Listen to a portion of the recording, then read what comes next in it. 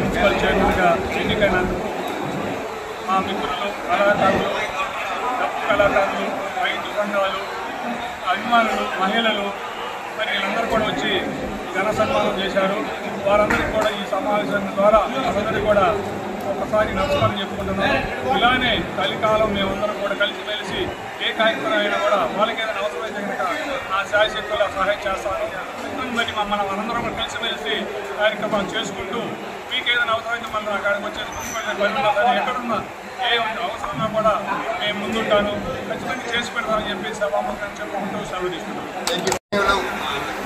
మరి ఎంతో శ్రమతో కూడిన విషయం, అంచెలంచెలకు ఎదిగి పోలూరి నరసింహరావు గారు అంటే నేను వాళ్ళంటూ లేరు.